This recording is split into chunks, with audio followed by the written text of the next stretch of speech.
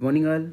आज की क्लास में हम हर्बर्टियन अप्रोच को डिस्कस करने जा रहे हैं। इससे पहले का जो वीडियो था उसको आप देख लीजिएगा, जिसमें कि हमने approaches of lesson planning discuss किए थे। यहाँ पर हमारे पास ऑलमोस्ट 5 अप्रोचेस हैं, जिनमें से हम हर्बर्टियन अप्रोच और RCM अप्रोच को डिटेल में देखेंगे। राइट, तो आज की क्लास में हर्बर्टियन अप्रोच को स्टार्ट करते हैं।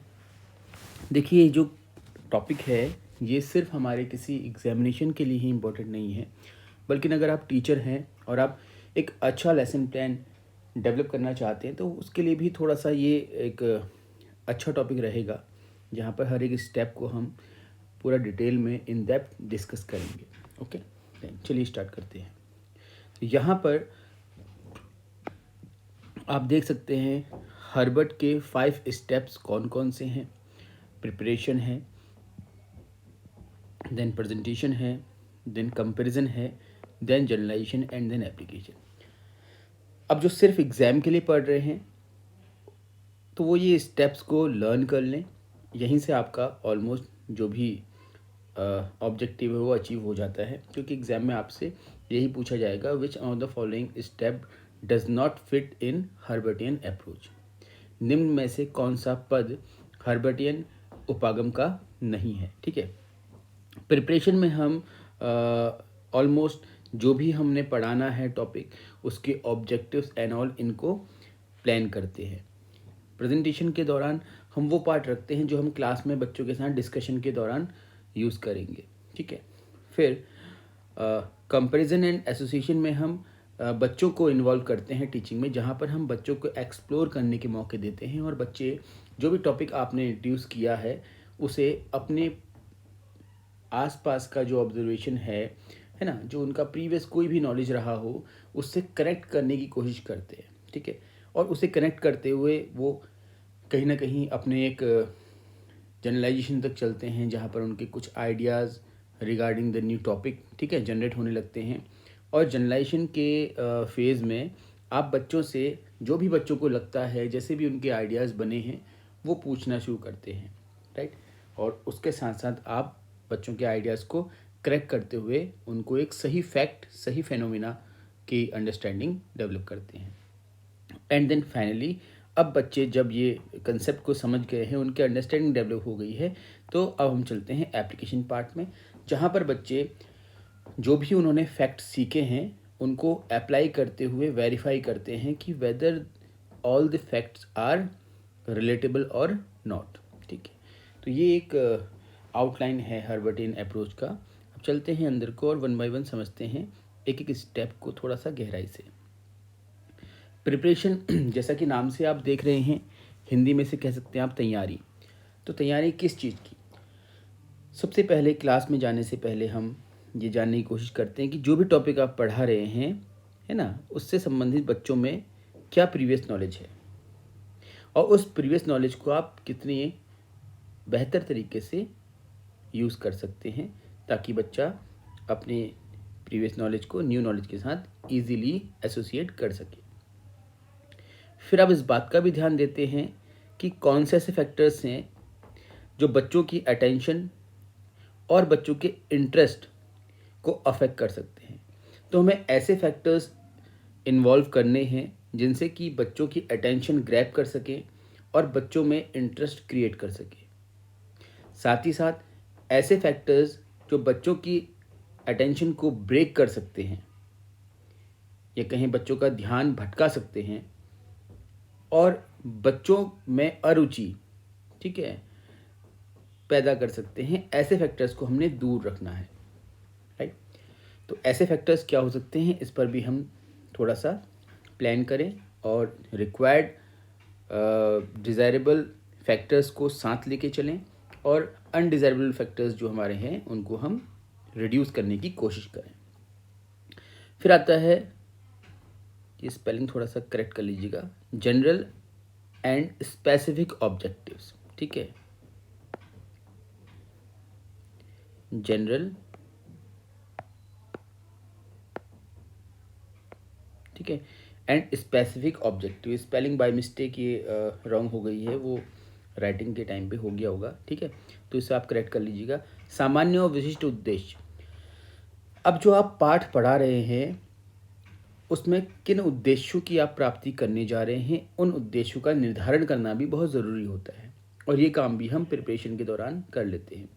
General objective mostly throughout the class same ही होते हैं, तो उसमें ज़्यादा चेंजेस नहीं होते हैं, बट स्पेसिफिक ऑब्जेक्टिव जो होते हैं वो आपके टॉपिक ओरिएंटेड होते हैं, कंटेंट ओरिएंटेड होते हैं, तो स्पेसिफिक ऑब्जेक्टिव हमारे चेंज होते रहते हैं।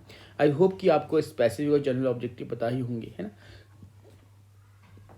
जैसे मैं एक एग्जांपल से समझाता हूँ आपको। अगर हम मैथ्स की बात कर रहे हैं, मैथ्स में अगर हम बच्चों को सपोज रैशनल नंबर पढ़ा रहे हैं, ठीक है, मतलब परिमेय संख्या, अगर हम बच्चों को रैशनल नंबर या परिमेय संख्या पढ़ा रहे हैं तो जनरल ऑब्जेक्टिव क्या होगा? जनरल ऑब्जेक्टिव हमेशा जो रहता है गणित का वही रहेगा कि बच्चों में तर्क शक्ति का विकास करना, to develop rational ability among children या फिर स्टूडेंट्स, ठीक है। बच्चों में गणितीय भाषा का विकास करना, टू डेवलप या enhance the mathematical language among students, ठीक है। बच्चों में समस्या समाधान की क्षमता का विकास करना, to develop the ability of problem solving among student. तो ये तो है सामान्य उद्देश्य, जो कि टॉपिक कोई भी पढ़ाएं आप गणित का, सामान्य उद्देश्य सेम ही रहेंगे। इसके बाद स्पेसिफिक ऑब्जेक्टिव क्या हो जाएंगे? आप रैशनल नंबर पढ़ा रहे हैं, आप परिमेय संख्या पढ़ा रहे हैं, तो सबसे पहला आपका ऑब्जेक्टिव बन सकता है student will be able to define rational numbers. छात्र परिमेय संख्या की परिभाषा दे सकेंगे, क्योंकि परिभाषा देना कोई बहुत भारी चीज़ नहीं है, बच्चा रट करके दे सकता है। उस परिभाषा, उस डेफिनेशन का बच्चे को अर्थ नहीं पता हो, लेकिन वो रट करके काम कर सकता है। तो ये बहुत ही आपका कह सकते हैं कि लीस्ट थॉटफुल ऑब्जेक्टिव होता है, मेमोरी बेस्ड, ठीक। फिर बच्चे दिए गई संख्याओं में से रैशनल संख्या नंबर को या फिर परिमेय संख्या को पहचान सकेंगे। Student will be recognize rational numbers among given numbers. ये एक स्पेसिफिक ऑब्जेक्टिव है। देन आफ्टर एक और ऑब्जेक्टिव हम बना लेते हैं, student will be compare rational numbers with integers. छात्र परिमेय संख्या को पूर्णांक संख्या के साथ तुलना कर सकेंगे। तो क्या हो रहा है यहाँ पर, आप देख रहे हैं कि जो टॉपिक आप पढ़ा रहे हैं उस टॉपिक से रिलेटेड ही ऑब्जेक्टिव डिज़ाइन हो रहे हैं। तो ये होते हैं स्पेसिफिक ऑब्जेक्टिव, जो सिर्फ उस क्लास के ऑब्जेक्टिव्स हैं, और ये स्पेसिफिक ऑब्जेक्टिव उस क्लास में अचीव हो जाने चाहिए। इसीलिए हम कहते हैं कि स्पेसिफिक ऑब्जेक्टिव्स आर 100% अचीवेबल, ठीक है। जनरल ऑब्जेक्टिव एक क्लास में अचीव नहीं हो सकते, लेकिन स्पेसिफिक ऑब्जेक्टिव तो उसी क्लास के लिए बने हैं, तो वहीं पर अचीव हो जाएंगे। तो देखा आपने कि प्रिपरेशन का जो फेज़ है हमारा है या स्टेप है, उसमें हम क्या कर रहे हैं, बच्चे की प्रीवियस नॉलेज क्या होगी, है ना, रिगार्डिंग टॉपिक, और कौन कौन से फैक्टर्स हैं बच्चे के अटेंशन और इंटरेस्ट को अफेक्ट कर सकते हैं। जो इसके अलावा जनरल और स्पेसिफिक ऑब्जेक्टिव्स पर हमने थोड़ा सा ध्यान दिया और उस पर काम किया। आगे बढ़ते हैं, अब हम क्लास के अंदर चलते हैं। तो क्लास के अंदर जाने के बाद हम जो भी टॉपिक हमने प्रिपेयर किया उसको हम प्रेजेंट कर रहे हैं, ठीक है। तो ये काम भी हम क्लास के अंदर गए नहीं है, लेसन प्लानिंग तो क्लास में जाने से पहले होती ना। तो हम इमेजिन करते हैं कि अब हम क्लास में एंटर कर रहे हैं, तो अब हमें क्या करना है। तो सबसे पहले हमें क्या करना है, what and how a new learning material is to be presented. हम जो भी पढ़ा रहे हैं उसे हम पहले तो हम क्या प्रेजेंट करने जा रहे हैं ये पता होना चाहिए, टॉपिक क्या है। इसके बाद how is to be presented, हम कैसे उसे प्रेजेंट करें, यानी कि मेथड कौन सा हम यूज़ करें पढ़ाने के लिए। क्या हम जाते ही सीधे बच्चों से टॉपिक पर डिस्कशन करना शुरू कर दें, या जा कर के हम बच्चों से कुछ प्रीवियस नॉलेज पर बेस्ड क्वेश्चंस करें, कुछ डिस्कशन करें, उनसे उनकी कुछ राय पूछें, कुछ आइडियाज़ लें एंड देन टॉपिक स्टार्ट करें, ठीक है। ये सब कुछ हम डिज़ाइन करेंगे। How much is to explore and how much is to explain. जो हम पढ़ाने जा रहे हैं उसके संबंध में बच्चे की जानकारी क्या है, तो और कितना बच्चा एक्सप्लोर कर सकता है, ठीक है। एक्सप्लोर मतलब खुद से बच्चा पता लगा सकता है, ठीक है ना, समझ में आ रहा है। एक्सप्लोरेशन का यानी कि इसको हम बोलते हैं खोज करना हिंदी में। इसका टीचिंग में बहुत बड़ा रोल होता है, ये बात हम सबको एक्सेप्ट करनी चाहिए, और हमें पहला अवसर देना चाहिए बच्चे को, बच्चा खुद से पता लगाए। आप उसको हिंट दें और बच्चा खुद एक्सप्लोर करे, क्योंकि जब बच्चा खुद से एक्सप्लोर करता है ना तो उसकी जो लर्निंग होती है बहुत ज़्यादा इम्पैक्टफुल होती है, क्योंकि बताई गई बातों को तो बच्चा कभी कभी रट भी लेता है। ठीक है, अब जैसे आपने रैशनल नंबर्स ही पढ़ाना था तो आपने क्या किया, आपने कुछ नंबर ऐसे लिख दिए। ठीक है, आपने बच्चों को कुछ नंबर लिख करके दे दिया, आपने बोला चलो बेटा बताओ ये जो नंबर आपको दिख रहे हैं, नए नंबर जो हैं, क्या ये पुराने नंबरों की जैसे ही दिख रहे हैं या कुछ इनमें चेंजेस हैं, कुछ अलग सा है इसमें। ठीक, तो वहाँ पर बच्चा क्या करेगा, थोड़ा सा सोचने पर मजबूर हो जाएगा और जो भी उसको डिफरेंस दिखाई देगा उस पर वो थोड़ा सा कंसर्न हो जाएगा, और उसके बाद आप एक्सप्लेन करना शुरू करेंगे तो आपका जो एक्सप्लेनेशन है बच्चा उसको बहुत ही ज़्यादा ध्यान से सुनेगा भी। ठीक है ना, समझ रहे हैं आप लोग? तो पहले हम बच्चे को एक्सप्लोर करने का अवसर दें, उसके बाद जा कर के हम एक्सप्लेन करें। तो कितना समय हमको एक्सप्लोरेशन में देना है और कितना समय हमें एक्सप्लेनेशन में देना है, इसका भी हम डिसीजन पहले से ले लेते हैं।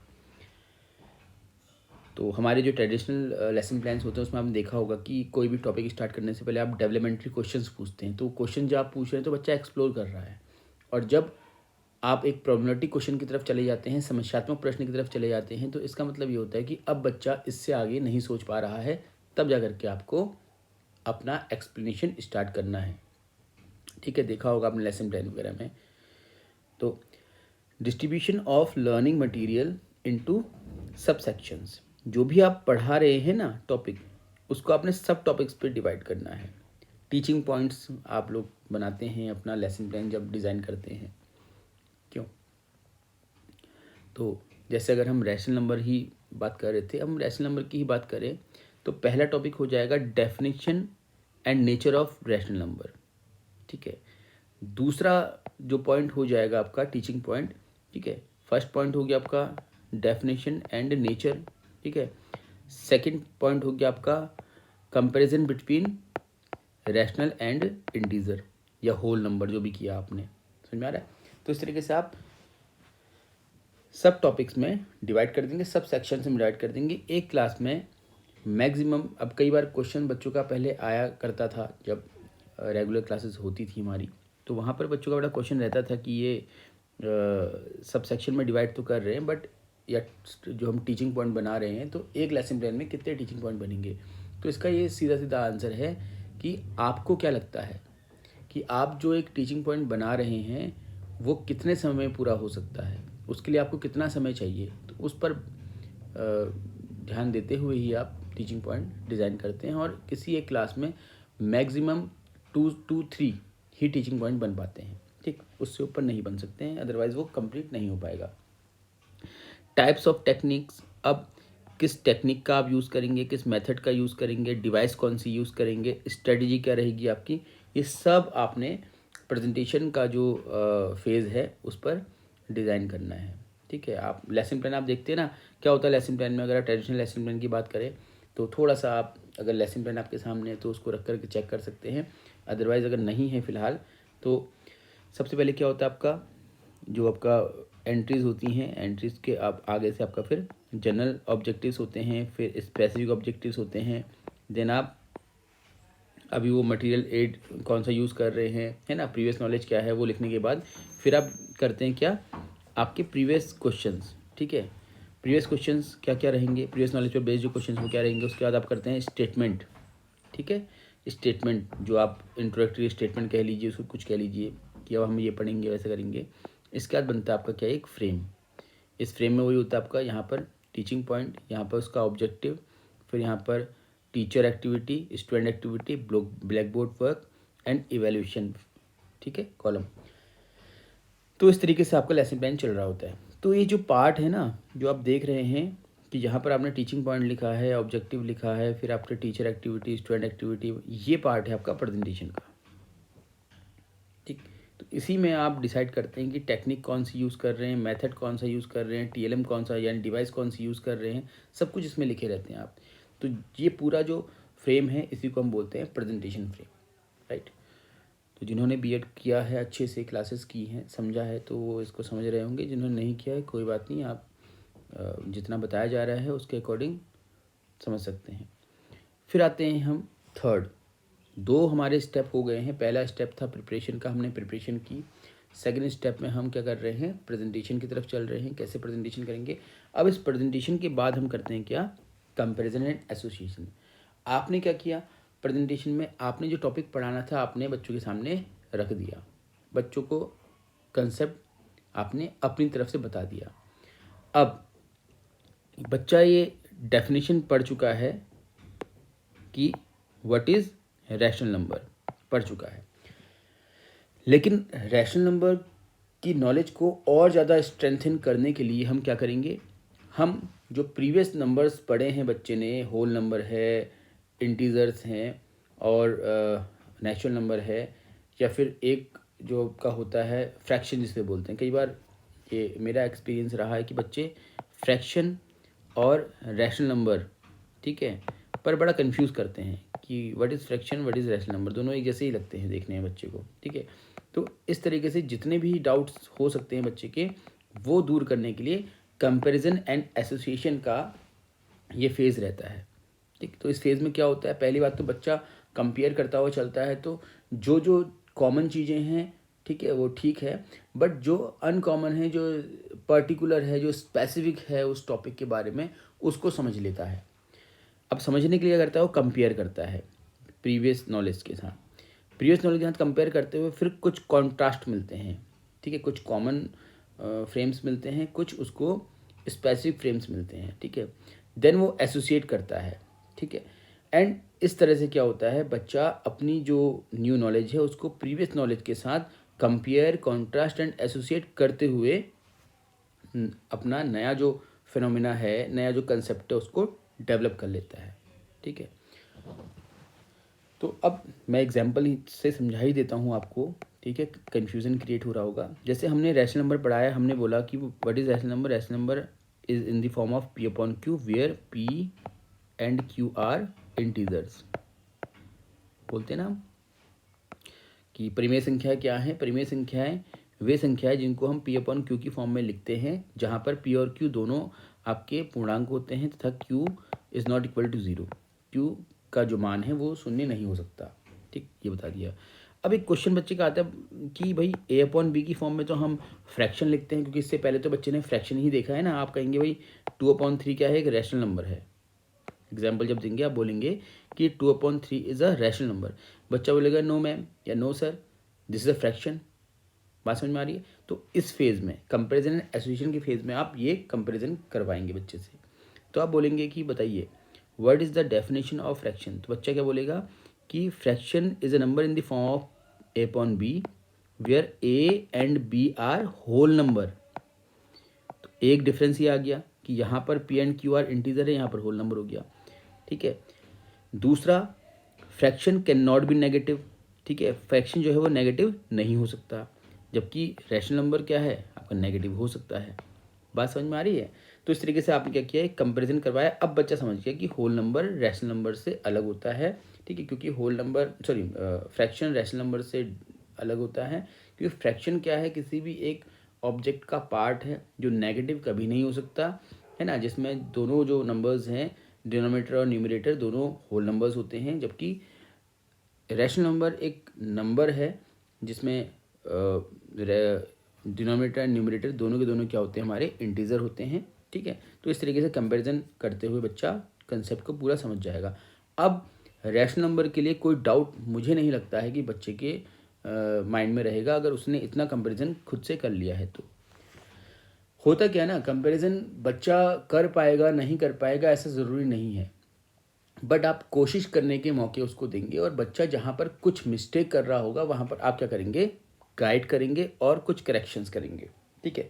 तो जब कंपैरिजन और ये एसोसिएशन का पार्ट चल रहा है तो बच्चा खुद से कर रहा है, उसके बाद बच्चा जो भी उसके आइडियाज़ जनरेट हुए होंगे, जो भी आउटकम्स आए होंगे, वो आपके सामने डिस्कस करेगा, और तब हम चलेंगे जनरलाइजेशन के पार्ट पर, है ना। तो in the step of generalization, ठीक है, we generally guide and give some corrections.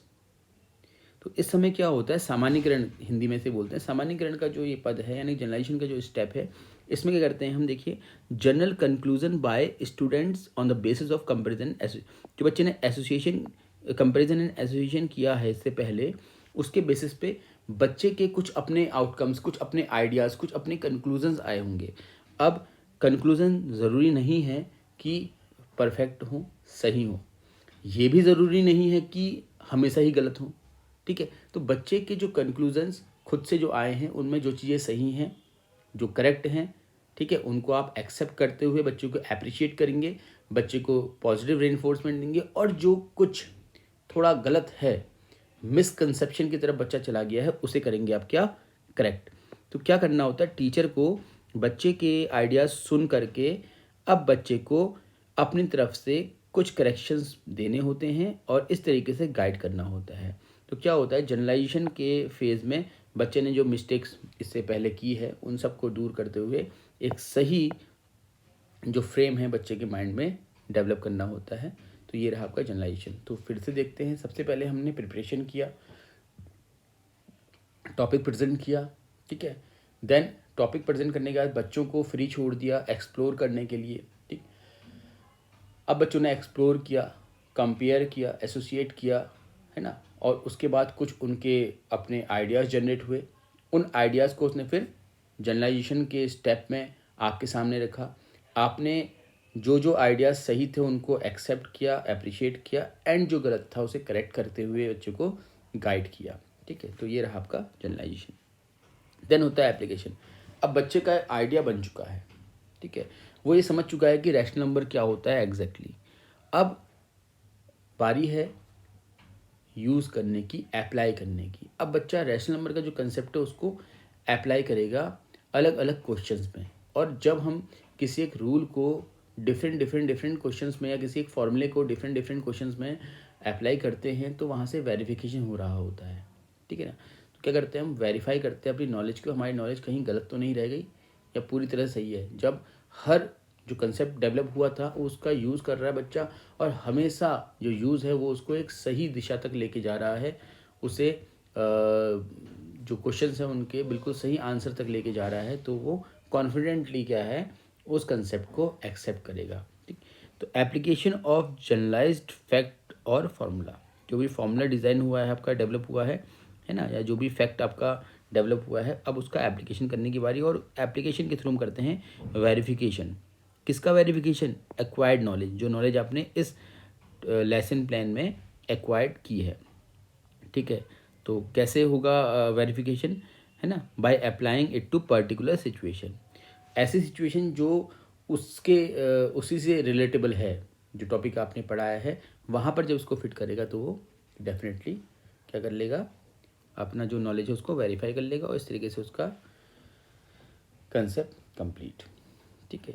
तो देख सकते हैं, knowledge is like paint, it does not good until it is applied. तो सिर्फ अंडरस्टैंडिंग डेवलप करने से काम नहीं चलता, बच्चे को बिहेवियरल टर्म में यूज़ करना भी आना चाहिए, तभी जा करके वो थोड़ा सा कंफर्म कर पाएगा। तो ये थे हमारे 5 स्टेप्स ऑफ हर्बर्टियन अप्रोच, ठीक है। आई होप कि आपको ये समझ आया होगा। देखिए, क्योंकि डेली मैं आप लोगों के लिए कुछ वीडियोस लेके आ रहा हूँ और उम्मीद करता हूँ कि वीडियोस से आपको कुछ तो बेनिफिट हो रहा होगा।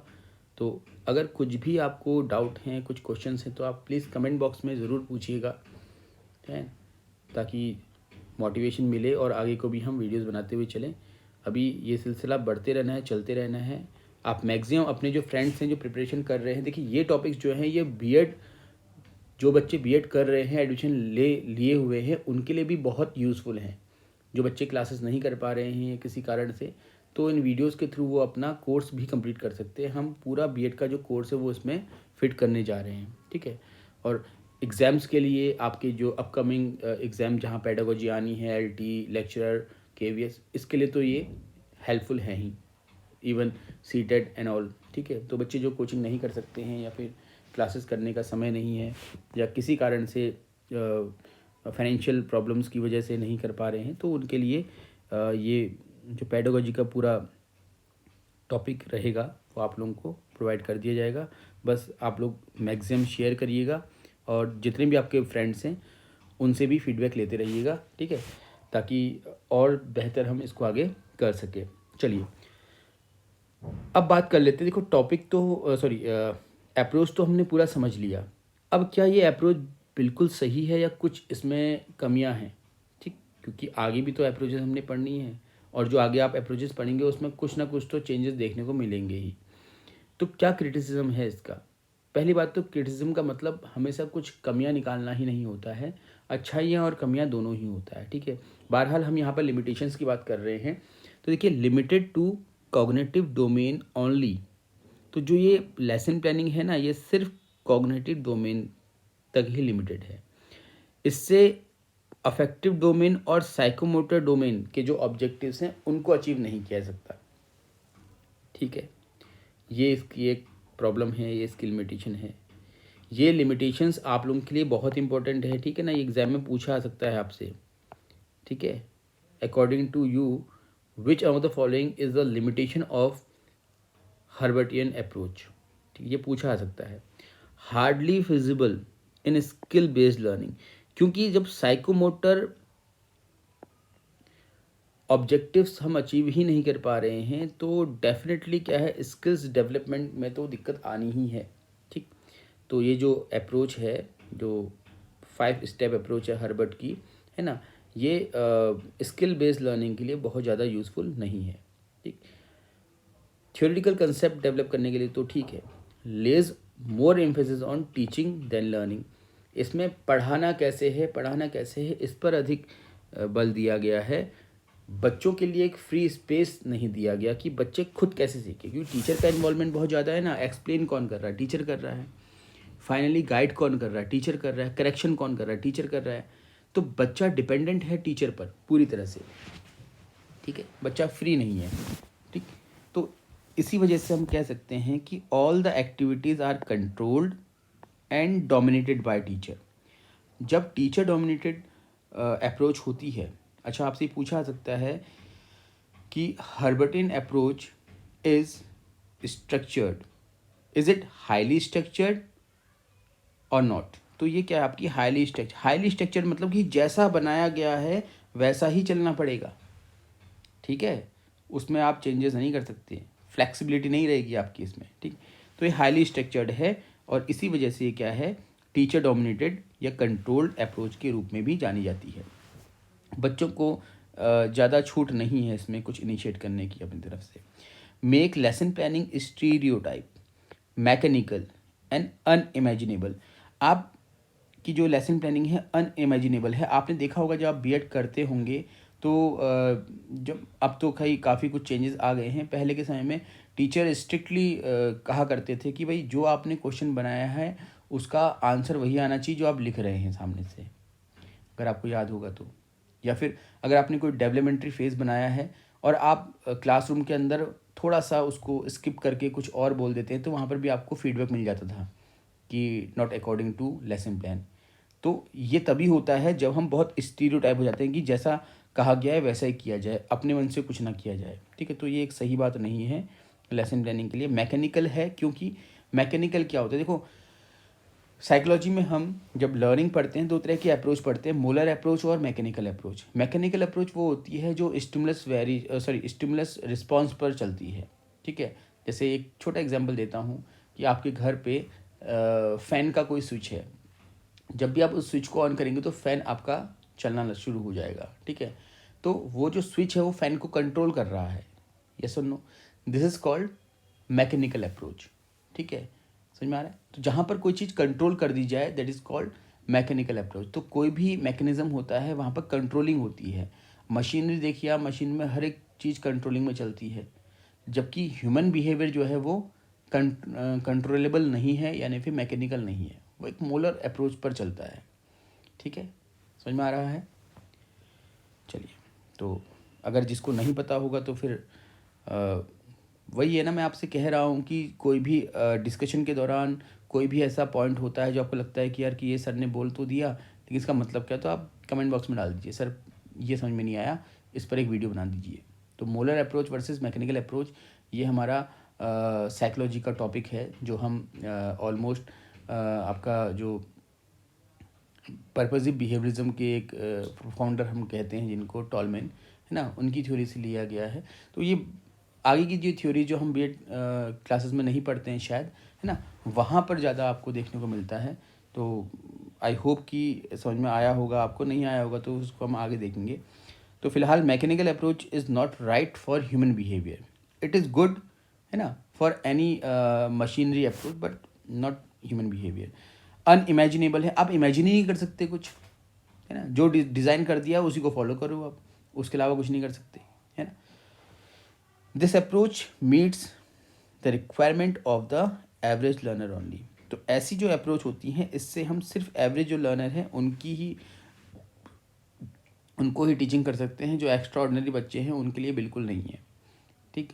और इसी तरह से जो बिलो एवरेज बच्चे हैं, जो स्लो लर्नर्स हैं, उसके लिए भी ये अप्रोच नहीं है। तो ये कुछ क्रिटिसिज्म है, इसको आप देख लीजिएगा, ठीक है। तो ये हमारा आज का जो टॉपिक था कंप्लीट हो गया। इसके बाद फिर नेक्स्ट क्लास में हम देखेंगे इवैल्यूएशन अप्रोच बाय ब्लूम।